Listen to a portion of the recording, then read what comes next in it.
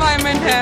आप जरा वो जो एक बाहर का गर्मी वाला एक एनवायरनमेंट छोड़ के ठंड वाले और एक कूल से एनवायरनमेंट में आते हो, फ्रेश कलर्स होते हैं तो आप खुद ही फ्रेश सा फील करते हो। हाँ जी, लंगड़ा, चौंसा, अनवर, निटोर, दुशहरी, इतनी सारी हैं। मैं माशाल्लाह ये पिछले 3 साल से कर रही हूँ स्काउटिंग और मैं अपनी स्काउट्स की मतलब इस टाइम लीड कर रही हूँ गर्ल्स स्काउटिंग को। हाँ माशाल्लाह, लाहौर सुना ही था कि लाहौर है, लेकिन जब हम मुल्तान आए थे, मुल्तान दे माशाल्लाह सराइकिया ने भी कोई अखीर की ऐसी 3 दिन दे फेस्टिवल से देखे है जो कोविड के बाद तो वैसे ही इतना बहरान आ गया हुआ है। और जैसे गवर्नमेंट चेंज हुई है, पीटीआई के होते हुए तो चले हालात जो भी थे, अब नून लीग के आते हुए हालात बेहतर नहीं है।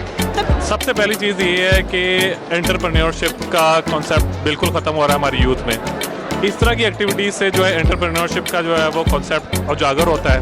ये मेरा बर्निंग ये बड़ा बर्निंग टॉपिक है और इस पे जो है वो एक बहुत ज़्यादा डिबेट की जा सकती है।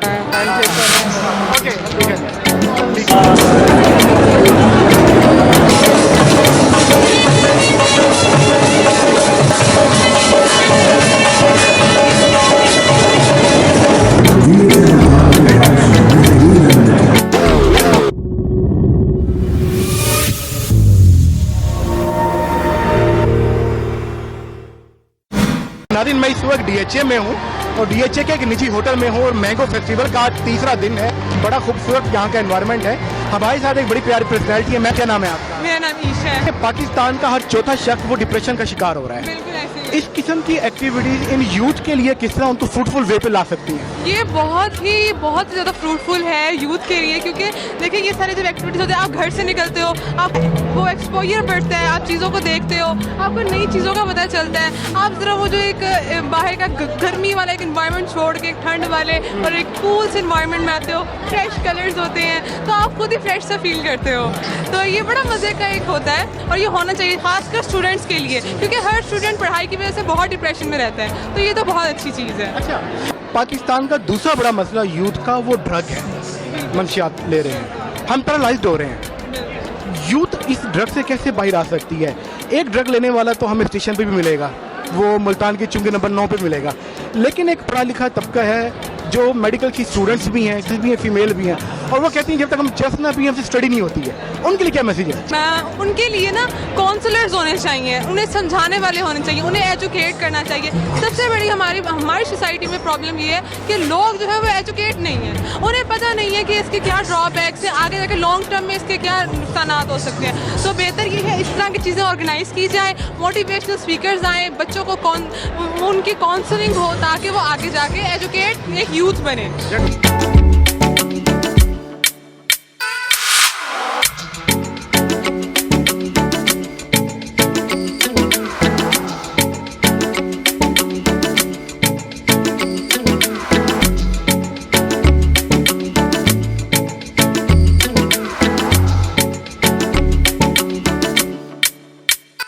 मुझे तो बहुत अच्छा लग रहा है। हमारी यूनिवर्सिटी का इवेंट है, हमने ऑर्गेनाइज कराया है, तो बहुत अच्छा लग रहा है, बहुत अच्छा फील हो रहा है। अच्छा हादिया, हमारी यूथ के लिए क्या अपॉर्चुनिटीज हैं यहाँ पर? यूथ के लिए यही अपॉर्चुनिटीज़ है, यहाँ पे इतनी वैरायटीज़ हैं, यहाँ पे हर तरीके का आपको अपॉर्चुनिटी मिलती है कि आप जाके यहाँ पे अपनी स्किल्स को डेवलप करें, अपना शो करवाएं, परफॉर्मेंस अपनी, आपके अंदर जो टैलेंट है वो आप निकालें यहाँ पे। जैसे यहाँ पे फूड साइंटिस्ट और बहुत से ऐसे लोग हैं जिनका यहाँ पे स्टॉल्स लगे। अब एक सिंपल मैंगो, उससे आप देखें कितनी वैरायटीज़ है, हम सोच भी नहीं सकते, उससे इतनी डिशेज। अच्छा, अगर मैं आपसे ये पूछूं कि आपको आमों के कितने एग्जाम याद है तो आप क्या कहेंगे? मैं फॉर एग्जाम्पल 2, 3, 4। हाँ जी, लंगड़ा, चौंसा, अनवर, निटोर, दुशहरी, इतनी सारी हैं। हमारे 116 टोटल वैरायटीज यहाँ पे लगी हुई हैं। इतने सारे नामों को, मैंगोस को देखकर क्या जहन में आता है? वैरायटीज हमारी जो अल्लाह ताला की कुदरत बिल्कुल ऐसी कि ना इतनी सारी चीजें हैं, अलग कैसे कैसे हैं, कोई लाल है, कोई ग्रीन है, कोई खाते हैं इसमें, कोई पीला है, इस तरीके से इतनी सारी वैरायटीज हैं। पाकिस्तान की यूथ 64% है और वो डिप्रेशन का शिकार है, वो ड्रग का शिकार हो रही है। क्या इस किस्म की अपॉर्चुनिटीज हमारी यूथ को पॉजिटिव ट्रैक पे ला सकती है? बिल्कुल ला सकती हैं। हम तो यहाँ पे सेशंस करवाते हैं बाकायदा, हमारी यूनिवर्सिटीज में इसके सेशंस होते हैं। पिछले दिनों हमारा इस पे हुआ था ड्रग एडिक्शन से नो टू ड्रग्स, तो इस पे हम तो ये भी समझते हैं कि जो ये चाय के अंदर पत्ती होती है वो भी है, इसमें निकोटीन है, वो भी बहुत अट्रैक्टिव हो रही है, जिसके लिए हमारी यूनिवर्सिटी ने एक बहुत अच्छा स्टेप लिया है कि टी की जगह लस्सी और सत्तू को इंट्रोड्यूस करवा रहे हैं HEC ने जी।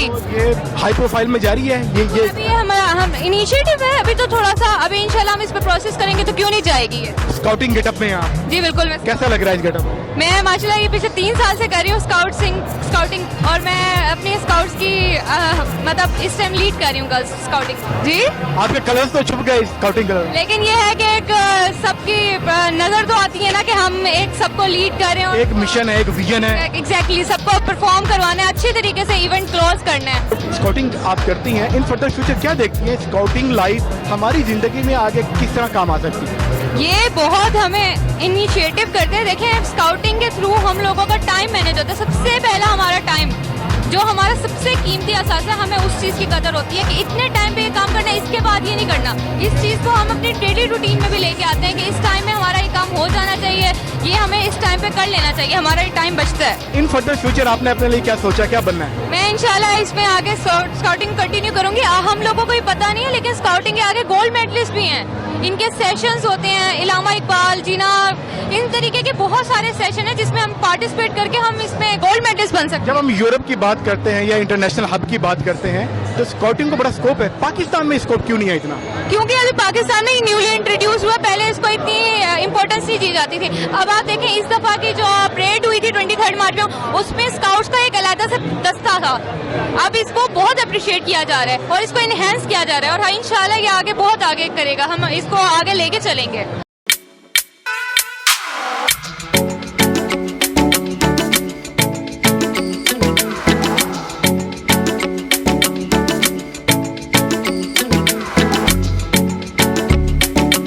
टालमैन आपको बच्चे गिफ्ट वगैरह भी देते हैं और बच्चे खुश हो रहे हैं, हमें हैंडशेक कर रहे हैं।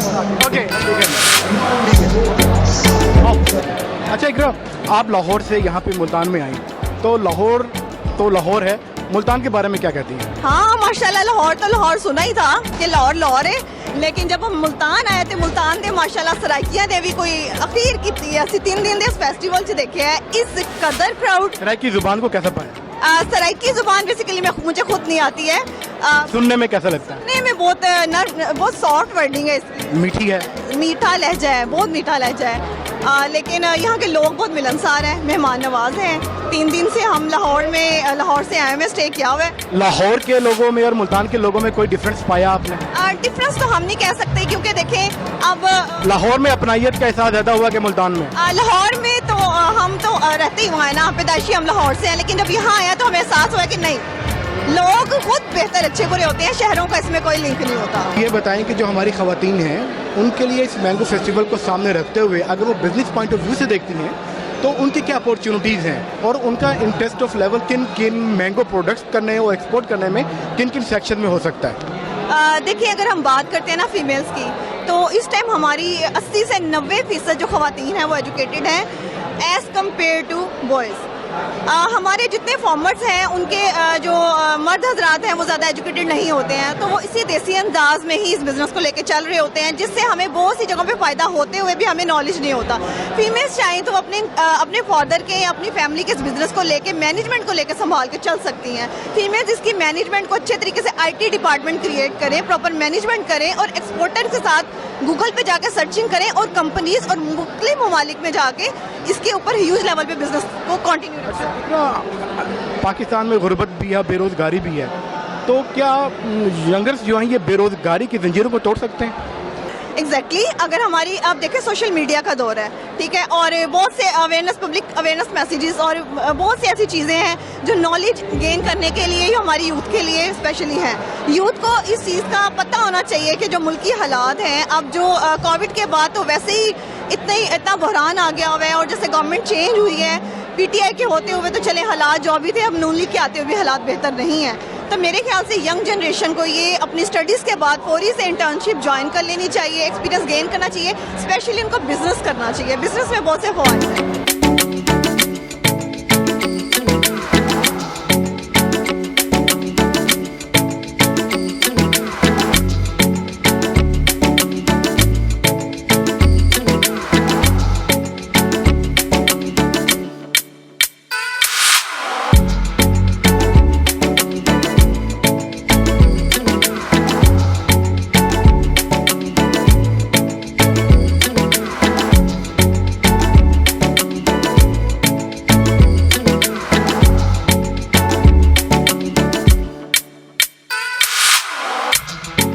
जो करंट सिनेरियो चल रहे हैं, ठीक, सबसे पहली चीज़ ये है कि एंटरप्रेन्योरशिप का कॉन्सेप्ट बिल्कुल ख़त्म हो रहा है हमारी यूथ में।